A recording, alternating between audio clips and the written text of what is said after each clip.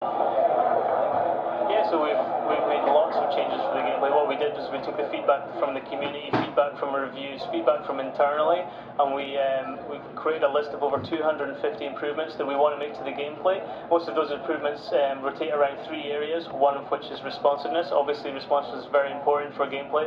We worked on the passing responsiveness, so we've added like stretch passes, slide passes, really making sure that when you press that pass button, you get a response as quickly as possible. We worked on the dribbling, we've added combo turns, made it a lot more fluid, a lot more responsiveness, worked on time to touch for dribble, worked on the length of the animations just to make sure that, again, when you give that input, you get a response straight away. We're creating a new trapping system, so fixing problems where the player wouldn't trap the ball, or if you wouldn't move towards the ball fast enough, and making sure you can get a first time action when you press a shot for a first time shot, you get a first time shot. Also for off ball movement, we've worked on off ball movement, making sure that there's no delay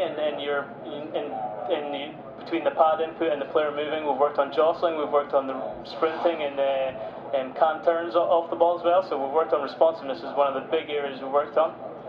Another thing we've done is worked on the physical play, so collision system. We've worked really hard on improving our collision system, making sure that depending on what body part you hit, or whether it's your shoulders or your legs, or your non-standing leg or your standing leg, looked at how hard you're getting hit to make sure that the response is accurate. We've added the diver trait, so if you see players who are renowned for diving, you'll see them fall to the ground a bit more than the regular players, things like that. Another area we've worked hard on is intelligence, so we're working hard on the positioning system, making sure that players make overlapping runs. We've added curved runs for offside, we're working on marking, swapping position, covering positions, deep runs for midfield, all these types of things in positioning. Another area that I'm really quite excited about is the goalkeeper. We've done a lot of work on the goalkeeper, trying to humanise the goalkeeper. So in FIFA 08, sometimes he was a little superhuman, or other times he was a little silly. So we're working on improving the intelligence in some areas and humanising him in other areas. One of the things that's pretty cool about the goalkeeper that we've added is the dive at feet system. So the goalkeeper can come rushing out. He begins to dive at feet, and then if the dribbler changes direction, the goalkeeper changes animation, and it changes animation midway through the dive at feet to maybe stick his foot out and get a foot on the ball and just to deflect it. So really working hard on the goalkeeper system, working on his saves, whole new set of animations, whole new set of behaviours, anticipation saves, reflex saves, working on his crossing ability, all these types of things. So responsiveness, physical play, and intelligence is three of the big areas we're working on in gameplay. Whole heap of changes. And then you also have implemented a customized team tactics. How does that work?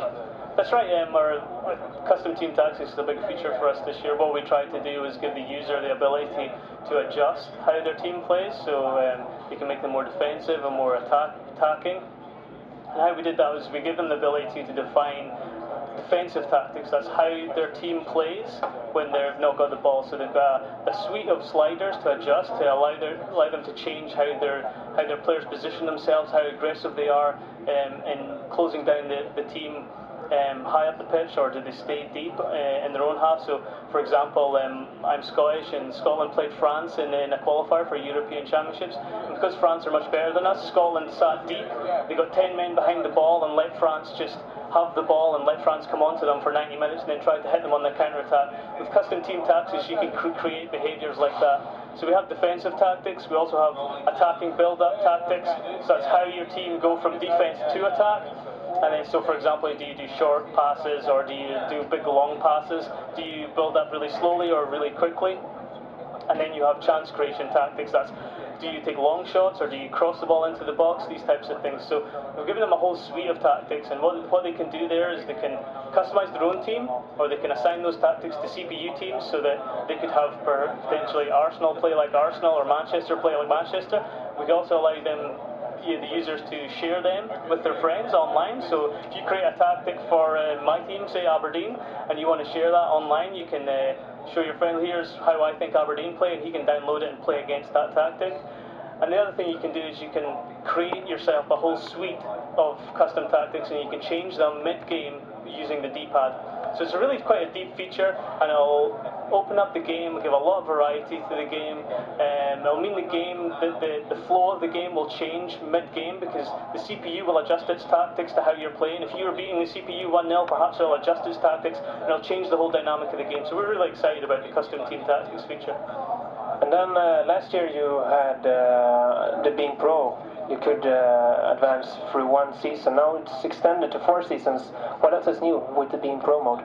Yeah, that's right. I mean, Be a Pro was something we introduced in FIFA 08, and the response to it was overwhelming. Everyone loved the Be a Pro mode. So this year what we've done is we've created a whole game mode based around Be a Pro, and the idea with that is you can create a pro, so you can create yourself, or you can choose an existing pro. Say you wanted to choose Steven Gerrard or someone like that, and then you can take him on a 4-year career where you can grow that player.